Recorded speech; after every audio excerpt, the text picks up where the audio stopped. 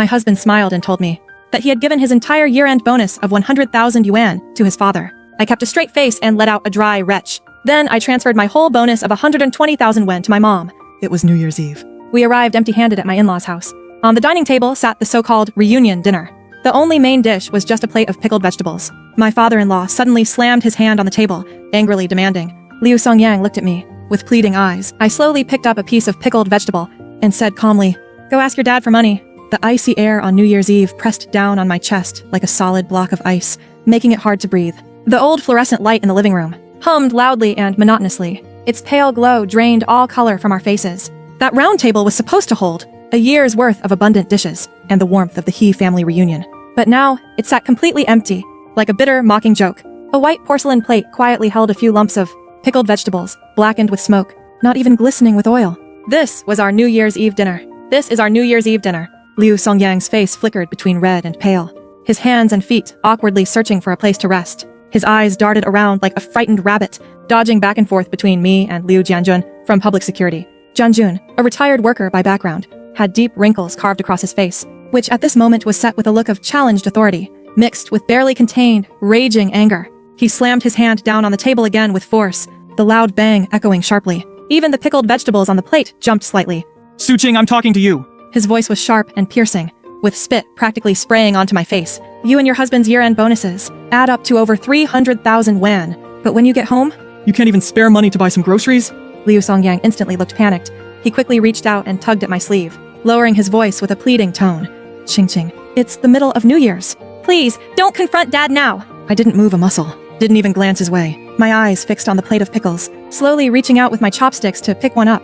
Under the pale, harsh light, they shimmered with a cold, eerie glow. I slowly chewed on the salty pickles in my mouth.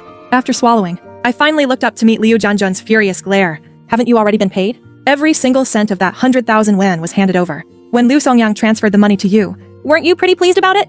Isn't it supposed to be your job, as the head of the family who took the money, to get the New Year's supplies ready? With every word I said, Chen Jianjun's face grew darker. His chest heaved violently, like a pressure cooker about to explode. Liu Songyang was completely losing his cool. He reached out, trying to grab the chopsticks from my hand, but I casually stepped aside, effortlessly dodging him. I flicked his hand away, a cold smirk curling on my lips. My eyes glinted frostily as I stared at him. When you wired that 100,000 to your dad, you were so full of energy, grinning from ear to ear, feeling triumphant. So why didn't you ever stop to think about what we'd eat for the new year? Were we supposed to survive on thin air? Or maybe... You figured since I got a 12,000 bonus. It was only right and proper for me to cover all the food for your celebrations. My voice was quiet but firm. But every word felt like an ice pick stabbing through the freezing air. It shattered the nearly frozen atmosphere in the room. Grandma Li Wangqiu stepped out holding a cup of hot water. As soon as she sensed the tension, the air became charged, like swords drawn and bows bent. She quickly set the cup down, then smiled and reached out to take my hand.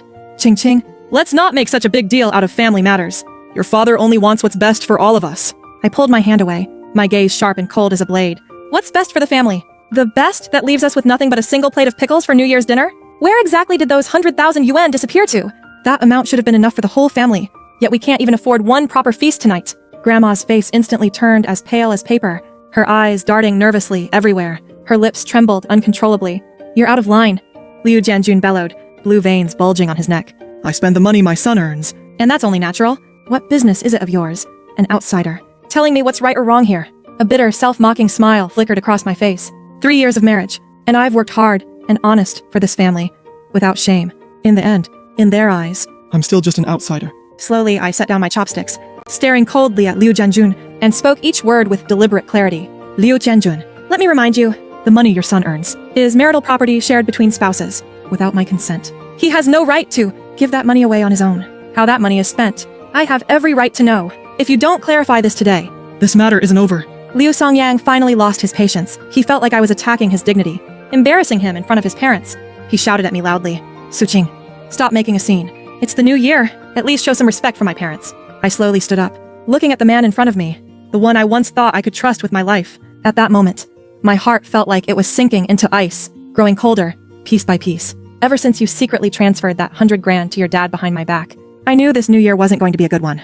Honor isn't something others hand to you. It's something you earn with your own efforts. After saying that, I turned around and walked into that tiny, cold guest room. The door gently closed behind me, shutting out the angry voices from the rest of the house, my mother-in-law's stifled sobs, and Liu Songyang's heavy, powerless sigh. I clearly understood. This brutal showdown on New Year's Eve was only just beginning. There was no heating in the guest room, and the cold, damp air seeped into my bones from every corner. I was frozen stiff, shivering uncontrollably. No sooner had I sat down on the bed than Liu Songyang burst in, slamming the door hard behind him. His eyes were bloodshot, streaked with red veins, and his face was full of rage. Suqing, do you have to make such a scene to satisfy yourself? He slammed it shut with force again. His eyes were bloodshot. Red veins spread across them. His face was twisted with anger. Suqing, do you have to make such a scene to be satisfied? You've completely embarrassed my parents. I stared at him coldly. The one who should be embarrassed isn't me. It's them. They took your 100,000, yet couldn't even put together a decent New Year's Eve dinner. Liu Songyang was left speechless by my words. After a long pause, he finally scrambled to defend himself. It's not that we don't have money. My dad was just upset and did that on purpose. I couldn't help but let out a cold laugh, deliberately leaving only a plate of pickled vegetables on the table. Is this some new family bonding ritual your family invented? Or are you just trying to pressure me into coughing up my 120,000 bonus too, so you can round it off nicely for your family budget? My words cut like a sharp blade, stripping away Liu Songyang's last shred of dignity. He completely lost his temper and shouted at me. Can you stop thinking the worst of everyone? My parents worked so hard raising me all these years. What's wrong with me taking care of them? There it was again. That same line. Every time Liu Songyang wanted to take money from our household to support his birth family, he'd pull out the "they raised me" card. Like it was some kind of get-out-of-jail free pass. I was done wasting my breath on him. I pulled out my phone and opened the spreadsheet I'd already prepared, slid right in front of his eyes. Liu Songyang, I want you to look at this clearly. We've been married for 3 years, and you've taken 320,000 yuan from our family for all kinds of reasons, You gave 7,300 yuan to your parents. while our own savings barely hit 50,000. And now, you're asking for another 100,000. Tell me, is that normal? She stared at the dense numbers, her face flushing then paling, still stubbornly refusing to back down. What's wrong with me supporting my parents with my earnings? I stepped forward, eyes sharp as a blade, locking onto hers with unblinking intensity. We're still 300,000 short on the house down payment. You keep complaining about the pressure every day. Next year, you want to have a child. So which part of that money? It's supposed to be endless education expenses. But in the end, every single penny we saved just went straight into the bottomless pit of your family. You call that filial piety? I see it as being clueless. A grown adult who can't get it right, treating his wife like a sucker for welfare. The barrage of accusations hit Liu Songyang like a relentless storm, leaving her utterly speechless. A rapid fire of questions came at Liu Songyang nonstop, leaving him completely speechless. Cornered and desperate, he shouted in rage. This time it's different. This money isn't just for paying debts. It's for an emergency. My heart sank like a lead weight. A cold wave of dread instantly washed over me, wrapping around me like a suffocating grip. Liu Songyang snapped back from his stunned silence, suddenly grabbing my arm with a grip so fierce it felt like he'd crush my bones. His voice softened, but beneath it lay a mix of pleading and command. Wife, I was wrong. I shouldn't have hidden this from you. I truly messed up.